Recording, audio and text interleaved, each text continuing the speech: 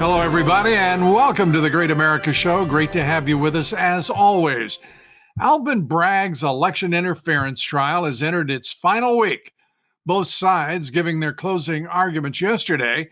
In the backward system of corrupt New York judiciary, the defense gives their closing arguments first, followed by the prosecution. Far different from federal court when the defense gets the final word to the jury pool.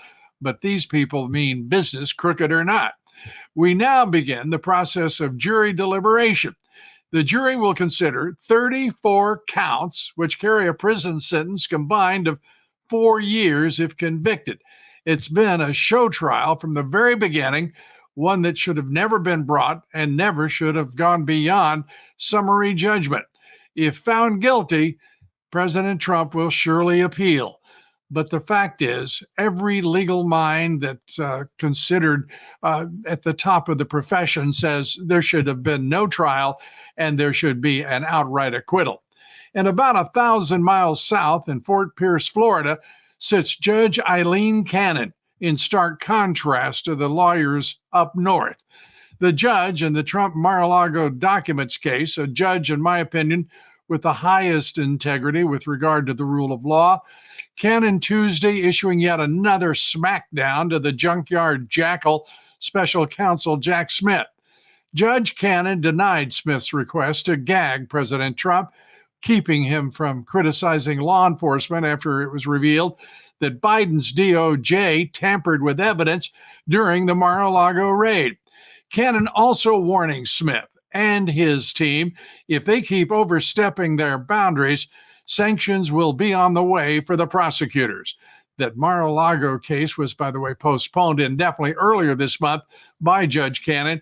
She said there are too many outstanding pre-trial motions and classified issues that have to be resolved, concluding a trial date can't even begin to be finalized at this point. We're now inside of 160 days until the 2024 presidential election. It seems not much has changed in many states regarding election rules and the process of voting, despite the corruption of 2020. Well, there are a few states that are an exception, Georgia, one of them. So if nothing has changed and we have corrupt judges across the country interfering in our elections, how could 2024 be any different than 2020? Our guest today is Noel Fritsch. He's the publisher of thenationalfile.com. Noel's been reporting on, among other things, election fraud, the role it played in the 2020 election. And now here is Noel Fritsch. And Noel, delighted to have you with us. Let's start with election fraud. What is the latest in Georgia that you're following? Georgia has turned into some kind of state and one that bears watching from all of us. Yeah. Hey, thanks for having me, Lou. So just really briefly, we're starting to see a little bit of incremental success bit by bit as this new information drips out. There are admissions, which essentially the good guys are forcing some of our opponents that you might call them inside of places like the election board to admit that there were instances of fraud. So as you started to see, places like Snopes and PolitiFact and factcheck.org, these places have had to start changing their fact check ratings on certain stories. And I think you're going to start seeing that as more and more information comes out of places like Georgia. And I do believe you're going to start to see some prosecutions even at some of the states, at the state's attorneys general level, and some of the district attorneys, the prosecuting attorneys in places like Virginia, they're called the Commonwealth attorneys, are going to start prosecuting for election fraud. I think that the American people are sick and tired of here we are, 2024. This thing, the coup happened, the original coup, I'll call it that, happened on November 3rd, 2020. It's 3.5 years later, and we're going into another election. And a lot of these systemic fundamental problems have not been fixed, Lou. No. And so there's going to be a renewed hunger for that as we go into the election and then beyond. It is the degree to which people follow the curling case in Georgia. I think it is the seminal case, really, for this election cycle. And Judge Amy Totenberg, we're waiting on her ruling. after extraordinary theatrics in her courtroom, in which Alex Halderman, the University of Michigan expert on electronic voting, he, in point of fact, flipped a voting machine right in front of the judge and everybody. I don't know how you get away from evidence that's that spectacular about the vulnerability of at least some electronic voting machines, but particularly those in Georgia. Yes, sir. And it's not just Dominion; it's also ES. And at the end of the day, there's only one reason that you would keep the source code that runs those machines closed instead of opened. And that one reason everyone knows, okay, if you apply Occam's razor, is so that you can manipulate the count that goes in. And there's a phrase that I think is worth bears repeating here too. And we're starting to see this in the big tech world, as the big tech world exerts more and more control over our daily lives, literally minute, second to second, with these handhelds that we have in our hands. Lou, there's this phrase. It's called the ephemeral moment. And what that is, when you get a phone call, you have a record of that phone call, or a text or an email. You have a record of all those things. Well, a lot of these push notes, you know what they are. You see them on the top of the screen. And if you don't click on it in 2 seconds, it's gone and you don't see it again. And that's on purpose because they don't want to totally clutter up and ruin your whole life. Well, the crazy part about this is Lou, with these ES&S machines where you have a touchscreen and you vote with a touchscreen, as soon as you remove your finger from that glass, your vote is gone, just like you missed the notification on your phone and you didn't get to read the article or whatever they were trying to push you to. Maybe you intentionally ignored it. That's how ephemeral, that's how non-existent these votes are. There is no ballot in a lot of these states. West Virginia, for example. There's others where it's a touchscreen. And then you have no record. You literally have no paper trail. And now we're supposed to trust closed source code to tell us maybe somewhere, possibly, potentially, there was another barcode that's not even in English printed out that's going to be proof of our vote. Look, if Iraq can do purple ink on the finger elections, then why can't Georgia or Pennsylvania or Wisconsin or Michigan? And one of the best arguments I've heard in all of this, and it's the simplest statement, if you're counting votes, why do you need anything but an adding machine? It's that straightforward. You don't need algorithms. You don't need all of this fancy stuff. What you do need is integrity. And that is what we're lacking in too many places, far too many places in this country. So what is your judgment on the judge, Amy Totenberg, federal district court judge? She has done tremendous work on this. I mean, she dived in and didn't let go. What do you think the outcome will be? Have you got a sense of it? Look, I have to say, it is heartening to see a jurist, a member of the bar, a judge, take a stand and actually dig the feet in. Here, I'm in the Tar Heel state. This is what we do. We have tar on our heels and we dig them in and we don't move. It's good to see that. You got a lot of states to fix. It's not just one state. This is a federal election. It's 50 different elections. And so we got to fix this patchwork all across the land. And a lot of folks just don't have trust in the judiciary to do that in a lot of places. Lou, I have to say, while it's good to see some fixes in the judiciary, here and there, these fixes are going to be legislative, and it is up to the folks to pick up the metaphorical 2x4 at election time, or the broom, and sweep these jokers out who refuse to fix these problems in the state legislatures. No doubt. But I would like to take the broom, the hammer, and every other implement I can think of to these folks to get to where we need to be when it comes to election integrity. I want to turn to right now this development of this mysterious shooting at Fort Bragg, Fort Liberty now. Give us your sense of what's going on there. We're seeing intrusions on these bases, particularly Navy bases, 2 to 3 a week. I mean, it's insane, with foreign nationals primarily coming from Russia and from China. No surprise, I suppose, that it would be primarily from those two countries, but the audacity of it and the constancy is extraordinary. Your thoughts? Well, first of all, I have to say, I'm always going to call it Fort Bragg. I will never call it Fort Liberty. The whole woke mind virus that's taken hold in the Department of Defense with renaming of bases is just absurd. So and there's a lot of people who live around. I live down here Lou, right outside of Fort Bragg and in Moore County. So this thing, there's a couple of issues here. First of all, the fact that some of the mainstream media is trying to say this was a Russian. Look, these are Chechens. These are not Russians. It's almost, impossible that anybody in the power structure in Russia would have had any idea of what was going on with this. This is probably a different country. It could have been like a Chinese sponsored event that we're looking at here. And all of the news focusing on that Russia thing is intended to hide one key thing. That is that we had Chechen, who are violent Muslim jihadis with a terror cell operating on U.S. soil inside of Moore County, North Carolina, right outside of Fort Bragg, and at the house of a colonel, and casing that colonel's house for what can only be assumed to have been an operation that would have been carried out had they gotten the green light to do so. And so I've been talking to folks down here on the ground. They're members of the SF community, have questions. They're like, hey, is there a legitimate threat here? What's going on? How come nobody knew about this? And if they did, why didn't they say anything? There's a lot of questions. And Lou, we were talking off air about a year and a half ago, December 2022, we had this crazy, mysterious attack on our electrical grid here in Moore County. 2 substations were attacked.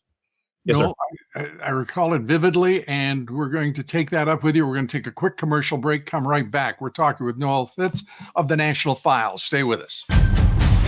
Wellness Company and their doctors are medical professionals you can trust. And their new medical emergency kits are the gold standard when it comes to keeping you safe and healthy. This medical emergency kit contains an assortment of life-saving medications, including ivermectin, Z-Pak. Rest assured, knowing that you have emergency antibiotics, antivirals, and antiparasitics on hand to help you and your family stay safe from whatever life throws at you next.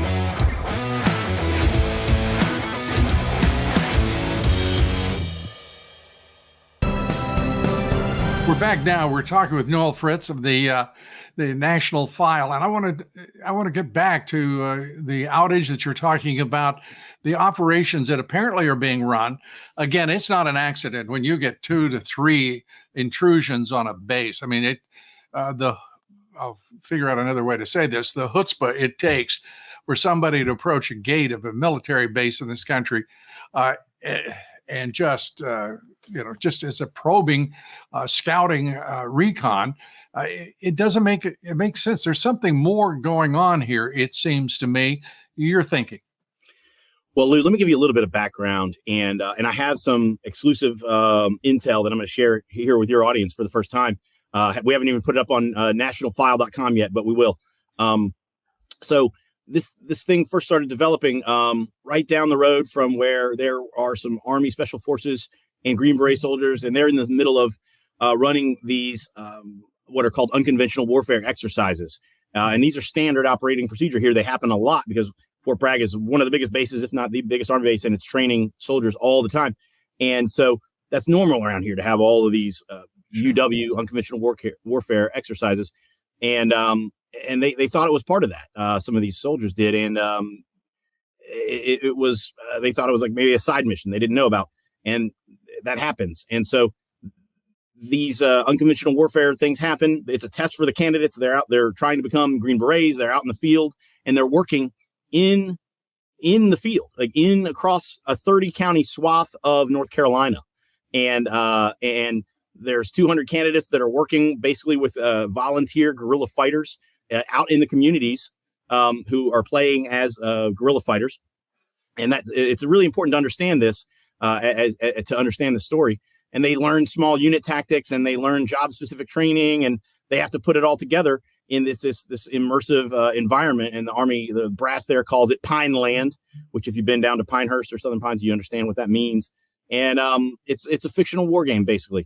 And so they use their training, and then they can become Special Forces operators or Green Berets. And so it turns out this was nothing like that. This was not a part of any sort of unconventional warfare kind of exercise, and it's a real deal.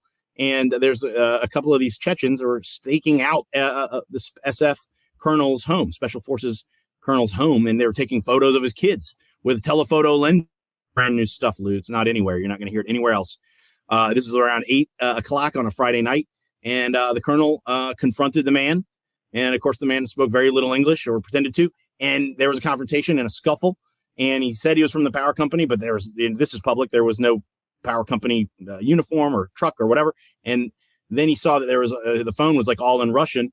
The colonel did, and there was a scuffle, and the colonel was armed, and he ended up discharging his firearm and shooting one of these gentlemen. The other gentleman fled, and he had a rental car that was rented somewhere in the Middle West, and he was eventually apprehended. So that Chechen operative is apprehended and is in custody. And then there are so many questions that just stem from this whole thing. And it's crazy that there are Chechens operating inside of Moore County, North Carolina, and really nobody knows about it. And is the early hypothesis on this that these Chechens were that the colonel was a target? So yes, it's possible that the Chechens were just training, but the thinking is that they were in the midst of running an operation, just like what we think we saw with the power outage about a year and a half ago, which was an operation. It was a much simpler operation, an EOD, explosives and ordnance, and demolition operation to take out the power. And it was clearly planned. It was not a couple of bubbas in a back of a pickup truck with shotguns and drinking Busch Lights. That was the media play. Remember, the media says, "Oh, it was just some rednecks shooting out the power stations and the substations." As usual, as you know, there's usually always something else going on, Lou. And in this case, a lot of the folks around here seem to think that, if that colonel is not armed, maybe these Chechens get the green light to run their operation that night. And we got to be clear here. These Chechens are crazy jihadists who hate infidels, and everybody is a dog to them. Because this is the violent jihadi Muslims. This is how they believe. Everybody's a dog. And so you could easily end up on a scenario where a colonel, special forces colonel, and his wife and kids are put in orange jumpsuits and being beheaded on jihadi TV for the world to see. And I mean, what greater demonstration of American weakness than that in the middle of this Biden administration? And they got to ask the question, what is Biden doing with this guy who's in this guy should not be treated. He's probably going to have Gloria Allred as his attorney, but he should probably be at Guantanamo. Yeah. Well, Biden is not the first person we look to for, defending the nation or assuring our sovereignty or the safety and security of our military. It's a sad moment, but that's where it is. And I want to go to the other part of this. These base intrusions have taken on a real, to me, serious nature. And last week, an admiral was talking about it. I wanted to first dismiss it as a number of nations are involved in these intrusions into bases, penetrating the gate. But it turns out, after some considerable discussion, he was really talking about Russians and Chinese predominantly in these 2 to 3 incidents per week. Is there anyone you're talking with? Can you tell us what could possibly be behind an effort to penetrate these bases so boldly, forthrightly, and in daylight? What sense does it make? Well, going back a couple of years, you also have, Huawei and the cell phone networks running operations right outside of Army bases up in Ohio, as CNN reported, even. And so there are operations, serious foreign intel gathering operations, and now it looks like potentially even active operations afoot. And they're testing and they're probing, they're seeing what they can get away with. You have to think, as they kind of get caught here, hopefully some of these folks will go to ground. And it seems they are. The consensus that I'm hearing is that obviously a lot of these people are just not trained for this war space in America. And, Chechens are really good at war in Chechnya and terrorism in Chechnya and Afghanistan, but they're not good at, they stick out like a sore thumb in America. They're running around looking like, wearing a ton of cologne, and they look like they just got out of the disco, and they're dressed like soccer. We've seen them. I didn't know what I was looking at a couple of months ago, but I've seen these people running around here. And they stick out like a sore thumb. And so they are here. They are here illegally in a lot of cases. And look, this is not the job of the sheriff to take over. This is our, Department of Defense's job is to know, and our intel community's job is to know where these folks are and to get out in front of these problems and to nip it in the bud and take care of these issues. Right. Right now, they've got a lot of momentum behind them, and we're talking with Noel Fritsch of the National File. We're coming right back. Stay with us. Wellness company and their doctors are medical professionals you can trust. And their new medical emergency kits are the gold standard when it comes to keeping you safe and healthy. This medical emergency kit contains an assortment of life-saving medications, including ivermectin, Z-Pak. Rest assured, knowing that you have emergency antibiotics, antivirals, and antiparasitics on hand to help you and your family stay safe from whatever life throws at you next.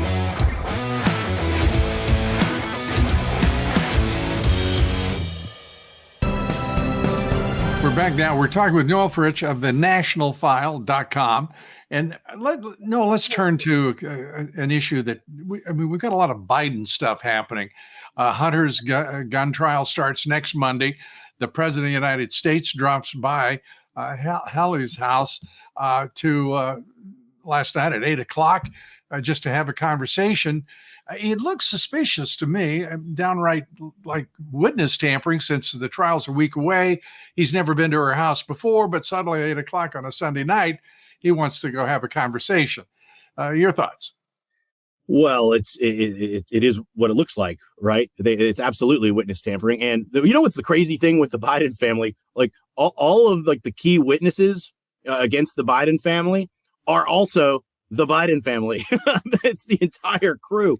And one of the things that you might note is that we've had this laptop it came out ahead of the election in 2020, and it was poo-pooed, and everybody who talked about it was attacked by the media. And then National File, we published the diary that was literally verboten. You couldn't talk about it except to talk about how the diary itself was obtained. And now we have the family testifying potentially against other members of the family here with Hallie and Hunter. And again, the media is going to say, oh, you can't talk about that. That's a conspiracy theory. But the pattern remains the same, is that almost every member of this family has the goods and knows the goods. And in the case of Hunter and Ashley, they literally put the goods out there.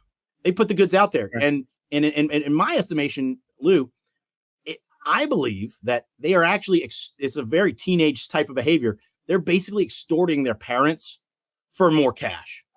That's what's going on here. You can't change my mind otherwise. Every member of this family is looking for a payout and saying, hey, I'll be quiet, just pay me. Yeah, well, there's a lot of money to account for.